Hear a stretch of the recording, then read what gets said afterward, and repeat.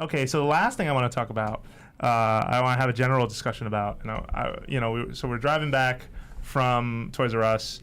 My mind started wandering to Zelda Maker, which is something that I threw out there as a prediction on this very podcast, in one of our E3 prediction episodes, as something that I thought at the time made a lot of sense. I said, well, looking at Mario Maker, looking at how you're sort of putting together 30 years of history in a way that makes sense and is very easy to design, very easy to make courses with. After spending as much time with Mario Maker as I have, I'm actually here to say that I don't think Zelda Maker makes a ton of sense anymore. And I'm curious to hear what you guys think on this. So at the time, the pitch I have was an opinion.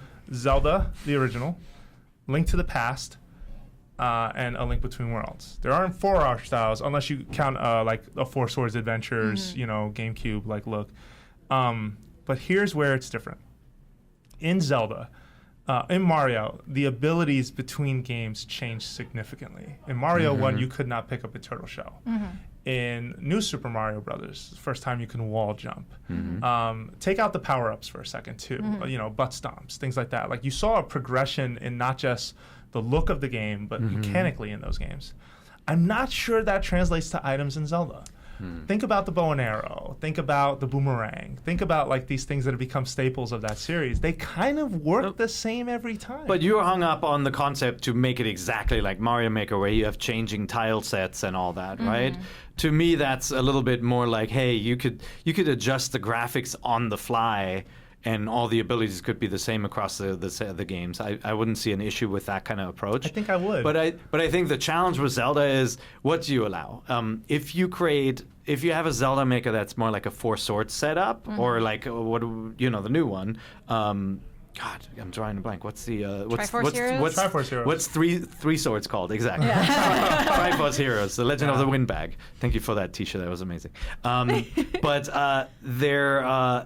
Where you have something that is more of a one dungeon challenge, you have a limitation where maybe you have one item per character. It becomes a different story. And you're jumping ahead here, but that was my next point, where it was going to be, hey, what do you allow in terms of when you activate the switch, what triggers, what doesn't trigger, what happens there? Even the way dungeons end, if you look at Zelda through the years, they don't always end the same. Yeah. I'm just like, I'm processing this because this is the first time you told me about this. This is the best. I love this. No, my first instinct was like, like top-down Zelda totally makes sense. And now I'm thinking, and I'm like, I would be so bad at that game because Zelda dungeons are next level to me sometimes, especially the farther back you go. So like I could handle maybe designing a Link Between Worlds dungeons because I found those to be significantly easier. Yeah, but even look at that dungeon. Like you're gonna turn into a painting on the wall and go around. Like how do you help people understand how to use that? No, I hear you. Sure. It is the beauty. Mechanics. Sorry, I didn't mean to cut you off though. I wanted Callie to finish her point. I'm sorry. No, that was my point. Is I was just tying it into the Triforce Heroes kind of model, where if there were limitations placed on what you could do that were puzzles in and of themselves, like if each character can only have one weapon or whatever the limitation is that would make the player have to think about it that way and not in the most nebulous way with Zelda, that's when it would work. I don't know. I feel like it would be really, really difficult to come up with a good level or a level that was understandable for someone to just kind of jump in. Well, there's a certain language with Zelda dungeons, right, in terms of the item you need for that dungeon and what that item can do. And I don't get me wrong, I think there is a community of people on the internet who would be very talented at making these things.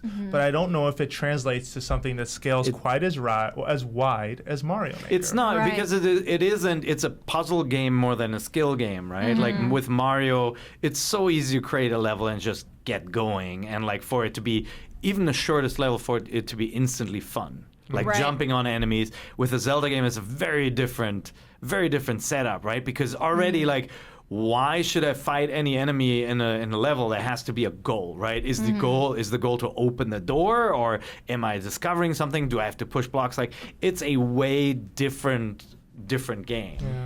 It's something I'd want to see, but I think it's something that presents a huge design challenge. Yeah, I like what you said about it being there's a language to dungeons, whereas with Mario, I mean, you know, the more Mario you've played, maybe the easier it is to jump into Super Mario Maker right away. But I mean, we talked to Francisco earlier, like his wife was playing, and she's not a huge gamer, and she just jumped right in and started designing. Whereas if I were to give, my mom a Zelda Maker, she's never played a Zelda game. She'd probably not even know where to begin, even if there was the most simple tool set.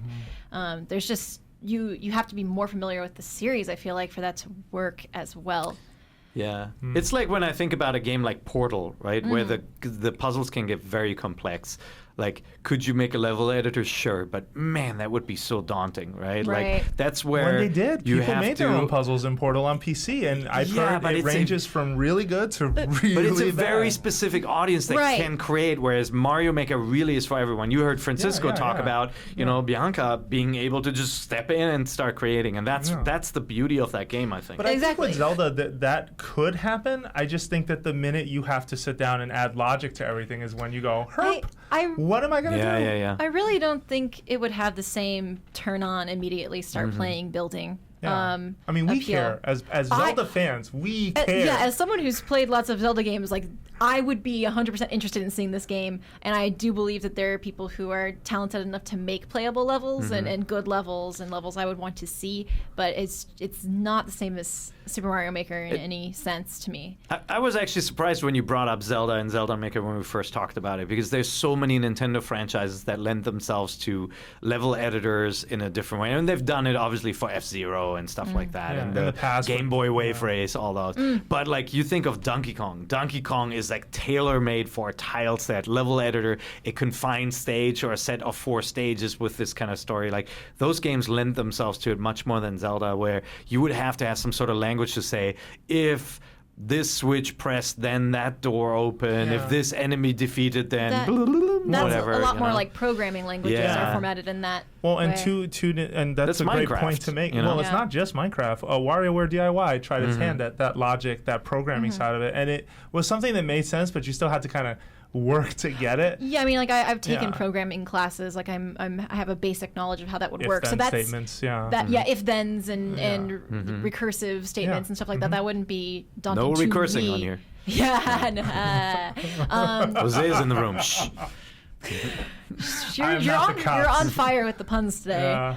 We caused Jose great pain before the podcast by just doing all our mic tests as curses. Hang on, you didn't cause me any pain. I felt like you were a little hard constricted. Well, no, you were. We kind of have to be. It's a family show. You were surprised by me, which I was. I'd never heard that kind of language. No. How you kiss your mother with that? I recited my favorite moment from Curb Your Enthusiasm's Tourette sequence. Yeah, cool. But where was This is why I don't like tangents. They pull people away from points, and you will never return. You're talking about if-then statements and recursive. But cursing. For someone who, if that was their first exposure, I could see that actually helping people learn, the language of programming, not programming languages, but the overall idea of programming. Like, maybe that'd be a cool learning thing for a kid. I don't know. Takes a certain brain, though. You got to be able to kind of tune into that. Yeah, and with Mario Maker, just because everyone can make something doesn't mean they're making stuff that's good. I've seen a lot of levels that were clever, and I've seen some levels that I'm just like, this makes no sense. Like, I don't get the logic here. Some of them, though, have been very crafty in making puzzles out of things you never would have thought. Yeah. Where Brendan and I played a series of stages recently. We did this on Made in Mario, where the first stage was in Super Mario World, and it was a puzzle where you had to send one spiny shell to the right, one spiny shell to the left, and if you timed it right, they would knock down a catapult, so you would catch it. You have to use the catapult to activate other blocks so that the spiny shells could fall and sort of trigger something else. So it turned into this strange Rube Goldberg, except it wasn't. You had to, flip certain switches. But when you got it right, you got a feather, which was the only way to get out of the stage. Now you have a cape so that when you basically took a pipe back to the start of the level, you can run across, fly, and make it through the goal. Oh, that's great. And I thought that was clever. Super clever. But it was something that a lot of trial and error came with it because there's no language there. There's nothing being said to you, written on the screen. But that's like classic video games. Like, remember playing Raiders of the Lost Ark on the Atari VCS and going like, I don't know what's going on. I'm really not that old, yeah. Like, we had to all figure all that stuff out. That's why we're so smart. Yeah. All right. Well, Zelda Maker, I hold out hope that if there's any company that can figure it out, I do believe it would be Nintendo.